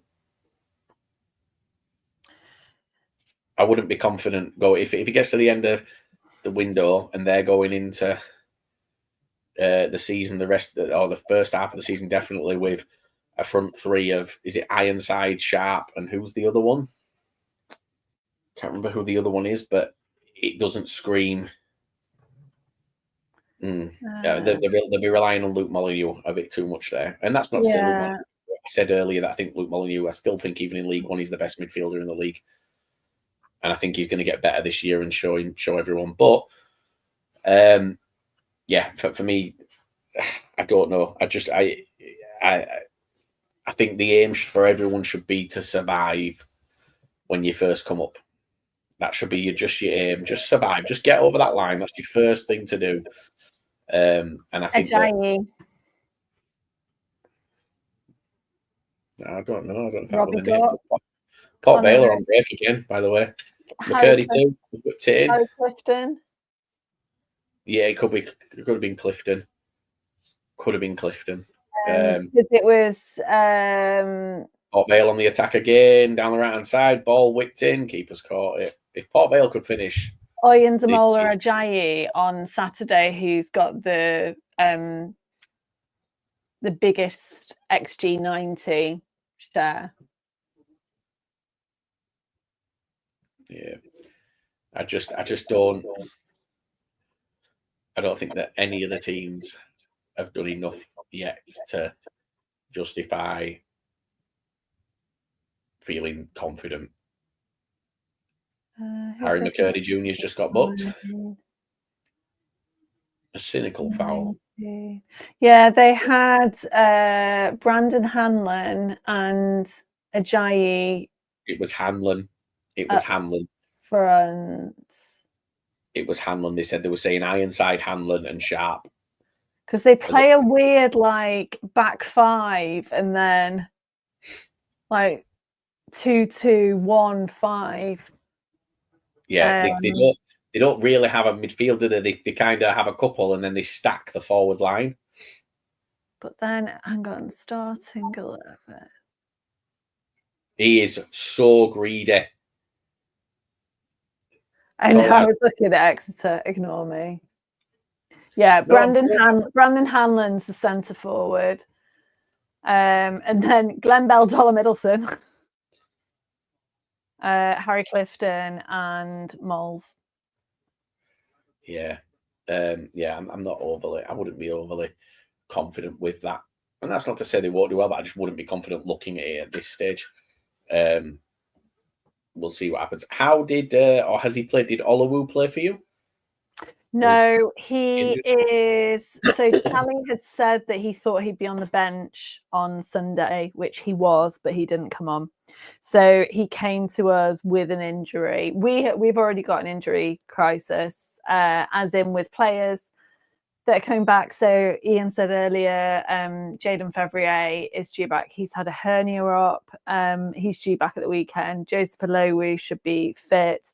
Arttu Hoskonen, who is the Finnish international, he first training session picked up an injury that was rumoured to be 3 months. That was kind of squashed by Charlie, who said it wasn't going to be that long. Lewis Bate and Teo Eden. Teo Eden came from Peterborough. They're both out with kind of not simple injuries. Jay Mingy's on his way back. I think that's it. So it's not like, but the last time this happened, we won the league. So go for it. Yeah. See if you can win it again.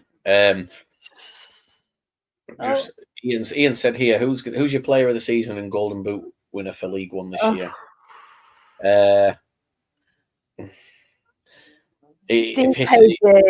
DKD for Golden Boot, I reckon, if Kone's going. I think Alfie May. Do you think? It pains me to say that, but it's got to be Andy. You can't look. I think you can't look past him, especially if they're using him for the season at Barnsley.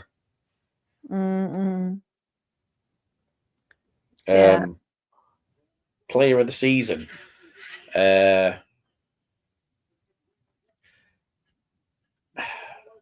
I don't know.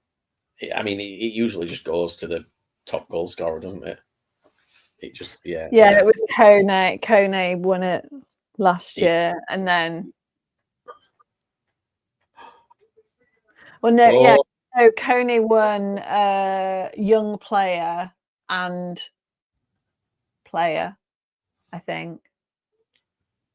I'm going to go out and say Anthony Sarcevic for player of the season. No, Sarcevic. No. Nathan Slow, Ian Darden. It's coming. It's, by the way, Cardiff. They're doing a Luton. Gosh, they've got a minute, haven't they? Now you've got to get back up and go for this now. No, I think they take this every day. But they've got one more. It'd be the last attack of the game. No, they know they're on the back foot. Yeah, this is a. But get it up the other end of the pitch. And. Well, this is what they can do. They can move around. He should get booked there. He's alive. He should be getting booked there. He's gone down to waste time. The referee's come over and said, right, physio, come on. And he's jumped up and said, no, and walked away. That should be a booking. And the keeper at this point, we've got to be on the 8 seconds, surely. Yeah. See, that's a shocker. Well, not if they're trying to put it out to... You've got no to lose by attacking, though, with this short little time left, have you? Yeah, that's what Swindon thought on Saturday. Yeah, but man, just putting it out for a throw and just gives it straight back to them anyway. Oh, it's full time. Yeah. Well, we got there. We got to the end. God, you haven't done one for a while. Well done to anyone who's still with us. We maybe won't go in for a full 105 minutes. Or we're up to 2 hours. Go us. Yeah, we'll Well done We'll to leave it anyone at who hung in for 2 hours or listens back to it on any Whatever. other channels. yeah. Well, it's good to be back, but that was knackering, Hannah, because we haven't done one in such a long time. No, it was fun though, and it was nice to tell you all about League One, which is the second best league in the world. And you know, maybe we'll do one of these at some point next week on a mystery day. Yeah, I think we'll do a proper recording at some point. Oh, shall we? Well, there's less pressure, I think, when you don't go Band back live. together. And 5P is doing League Two on Sunday. Yay. Looking forward to that. So, right, well, thank you very much. Thank you. We'll see you. See you next week at some point. Good luck on Saturday. Good luck to everybody this Saturday except for Northampton and travels. Wickham. Thank Yeah. you. The lower league look, the place it's all at.